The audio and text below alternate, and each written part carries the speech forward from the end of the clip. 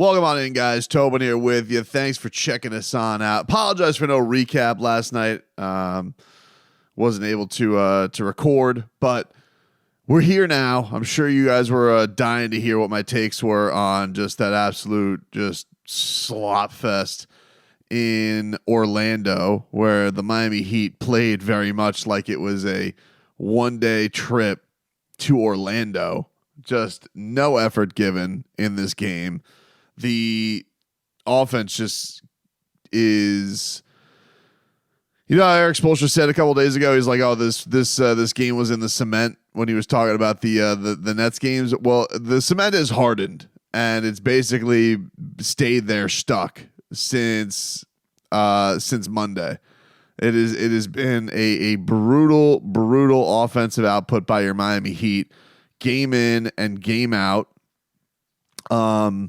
They have now not crossed 100 points in 3 out of the last 4 games, 4 out of the last 6. And it's been tough. It was a tough one in this one. You had a Magic team that has been struggling a little bit, but they got Franz Wagner back today, and they just completely dish-ragged the Heat. Just completely bullied them in the paint, bullied them on turnovers and getting out on the break. I mean, the Miami Heat were just giving up turnover after turnover, just led to easy point after easy point. It was just a very, very uninspiring performance by mostly everybody up and down the roster. It was really, really tough to see. And, these rotations just all seem like a mess right now. You have a starting lineup of Butler, Adebayo, Hero, Caleb Martin, who played pretty decent today for, what you want to put onto it. Him and Haywood Highsmith, I thought, did okay today as far as the effort was concerned. A lot of people just came into this and especially I thought the top 3 guys on this team and, just didn't feel like they wanted to impact this game at all. And especially Jimmy and Tyler. I thought that, if they weren't making threes, they really weren't involved. It was a tough look. Bam's numbers ended up okay, and you could certainly see that he was trying on the offensive end. A lot of efforts, getting putbacks and all that. But, defensively, I would say that there was no imposement of will at the rim. I mean, the Magic could get there willy-nilly. And, yeah, it's just disappointing to see right now because Miami days ago was at a point where it did feel like after that Hornets, they have this big homestand. They go 3-1. And you're getting Jimmy Butler back, and you're like, all right, this should be great. We're getting Jimmy back, and this week has been anything but great. They had to scratch and claw against a struggling Brooklyn team to beat them in overtime, and really had to pull a rabbit out of their hat for that one. They weren't really competitive against the Toronto Raptors. Somehow, on Udonis Haslem night, collapsed with a 4-point lead with 30 seconds left and blew it to the Hawks. And then you have last night where it just felt like after, once again, just a very slow start, and the Heat just never could get out of the mud. Could never get out of the blocks for this one. And, I just think it's disappointing to see. They you would think getting Jimmy and getting Tyler and getting Bam together should have been a good thing. And certainly there's a couple of things that are concerning. One of them being is like, man, Jaime Jaquez Jr. is amazing. He's probably one of the Heat's top 4 guys because not having him here has just made it's been a dreadful impact without having Jaime there in the starting lineup, off the bench, wherever. Just not having his energy, not having his easy buckets, not having him just. I feel like Jaime Jaquez just, he goes out there, he balls, and that's just what it is. Like he's not out here, I don't have this touch, I don't have this. Guy just goes, he'll get a steal, he'll go make a play happen. He's cutting at the right time, he'll make a play happen for his teammates. He's setting up his teammates. And I don't know. I don't know if that's just because it's all new to him, but the staleness of Bam, Jimmy, and Tyler was just so palpable in this game. And I don't really get it. we sit here and we talk about trades and we talk about moves and we even talk a lot about Kyle Lowry. And I get the Kyle Lowry thing. We could put that in a box and we could put it aside for a second. A lot of the times when you have struggles this bad, especially offensively, to me, you got to look at the top three guys and you have to look and say, like, well, why isn't this working? Like, why can't you guys seem to get on the same page? And they almost had this in the Hawks game where each one of them had a huge bucket down the stretch, but still couldn't bring it home. And I think that's the thing. It's like you'll look at a lot of Tyler Hero, Bam, and Jimmy games and be like, man, if you go and look at their numbers, not so bad. But if you really feel about like how the game went, you're like, did they all play really great together? Did it all feel like it was connective and working together and harmonious and all that? And yeah, I don't know. But to me, those three guys, there's no excuses for those three guys right now. Like, there's not. All three of them have gotten everything that they've wanted. Jimmy, Tyler, and Bam have had a lot of success together in their time together. Tyler, of course, having his own postseason struggles, injury last year. But as a unit to look like less connected, those three guys in particular looking at less connected than they ever have been when they have played nearly half a decade together is crazy to me. This is crazy talk about. Bam was talking about this the other day about, everybody coming together and everybody getting the fit. It's like, come on. What are we doing? Am I going to hear the same issues on repeat every year? That's the thing when you have covered a team, and particularly those guys, all on a team together for 5 years, and you hear some of these things, and you're just like, I don't want to hear this this BS. Oh, we're not connected. Everybody's not all together. We got to get all things right. It's like, really? Like, this is still with you guys? I mean, you guys right now have been together longer than Wade, LeBron, and Chris Bosh were.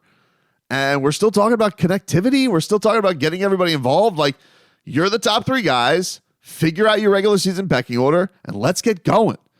There shouldn't be any, we have to work Jimmy in, we have to work Tyler, and we have to work Bam in. You guys are the top three guys. Work it out. Get this going. I get that there are other issues. And, that they're trying to figure out who they should start. And it's like, it's very clear what they're going to do. When Jaime's back, Jaime's going to start with Jovic, and that's probably going to be the direction that they go. Kevin Love's your backup big. Duncan Robinson's not going to lose his significant role. He's been really good this year. And then, the Kyle thing will become what it becomes, but it's just like, I don't know, man. I'm just, I feel like with this team, the same things always go for them, where it's like, I really do feel like they can compete with anybody and they can beat anybody, but some of the ways they find to lose against games they should definitely win or should at least look more competitive in, just mind-numbing sometimes, because it just feels like the give a shit factor is very, very low. And I think Erik Spoelstra, you heard him last night. He seemed pretty fed up with things because, it was asked about like roles.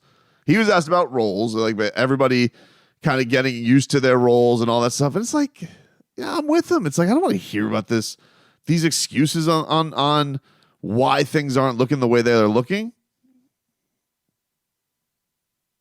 Yeah, but that's not an excuse. We've been doing that all year. Come on. We can come up with any excuse, and the excuses will only lead us to misery. Like, what do we want to do? That's not the solution, for sure. I can think of a bunch of different things that we can do starting on Tuesday at practice. That's not one of them, for sure, because that won't get us anywhere. And nobody in the locker room will go to that. Is it, like every team has to go through that? Yeah, that's what I'm saying. Figure out how to win when we have that ability. So, I mean, yeah, the excuses will lead to misery, because it's like, I don't want to hear anything about guys getting used to stuff. you have the same top 3 guys for the last 5 seasons. Obviously, has had a lot of great postseason success, and we know that with Jimmy and Bam as your hub, a lot of the times you're going to have a defensive identity as teams anyway, because those guys are great defenders, and a lot of the times their defense turning into offense is going to be the catalyst for a lot of this stuff. But holy hell, I mean, it's rough watching this sometimes. This past week has been some bad basketball that you've had to watch. Not enjoyable, and just been brutal, and it just doesn't. You wouldn't think it would make sense. Like, oh, you lose Hyman, yeah, but you're getting back Jimmy Butler. Like, shouldn't this be a good thing? Shouldn't you be happy with the trade-off? You're losing, not that you want to lose anybody, but like you're losing Jimmy buckets, but you're getting back this. You're losing your rookie of the year candidate, but you're getting back your best player. I don't know, man. It just has been it's been a brutal watch with this with these guys on offense. Can't hit threes. If they can't hit threes, it's a disaster. And then if they are hitting threes or some guys hitting threes, then they're basically that's all they want to do. Nobody wants to put any imprint on the rim. Settling for a bunch of bad mid-range jumpers. Just a rough one today. It's weird game too. Like Tyler Hero, all of his makes were from 3 today. So like, maybe Tyler Hero was trying to stay out of the way a little bit. I don't know. It's kind of odd that he did shoot more threes today. He was 4 of 11. 11 of his 14 shots were from downtown. So I like that diet, but it's just, I think everybody's probably confused by that. Bam today was 8 of 17. Got to the line 6 times. Jimmy, he was 5 of 10. 3 of those makes were from downtown. Didn't want to go to the rim at all. 2 free throws today for Jimmy Butler. Barely played Jovic. Gave him 15 minutes. Love that. Love just taking Jovic out of the fold for a game. And then Kyle Lowry, is just in such a funk right now. It's not even like start, don't start. What he's giving you nothing right now. Every single game he scores 2 points. Every single game he scores 2 points. He was 1 of 9 today. I think he's missed his last 18 3-point attempts. I think Eric Reed said he was 5 for his last 30. Brutal. It was a minus 17 today. Finally acknowledged why he wasn't in the starting lineup. And he said, brutal. Here was Kyle Lowry on being out of the rotation or being out of the starting lineup. For you? Yeah, I mean, it's, for me, as a professional, of course, I'm disappointed, to have to adjust. But I haven't played well in the last couple of weeks, and I understand that. And coaches make a decision, and the coaches made a decision to, try to move and shake some things and get a different flow. So, as a professional, of course, I will, it's an adjustment, but I have to make it and, figure out how to help the team win. It's just with Kyle, like, and this isn't, I don't want to, I feel like we've been having the same Kyle Lowry discussion for 2 years. Kyle, when everybody is there, just feels kind of lost. Like he's not setting anybody up really, but he'll make some competitive plays. And especially when Tyler's not there, he seems like he knows where he can fit in on certain things and will make those in between plays and whatnot. Kyle had some nice moments in the playoffs. He was huge in that Knicks series last year, but he wants to start. The team doesn't really feel that inclined to start him. Clearly doesn't like the fit with the starting lineup. I don't know what that's going to mean for his future. I don't know what that is going to mean for him being here, but it feels like deja vu with last year because we were right there at the trade deadline. It felt very much with Kyle Lowry's injury and with him going to come back and is not going to be a starter. Is he going to get traded? Is somebody going to take him off their hands?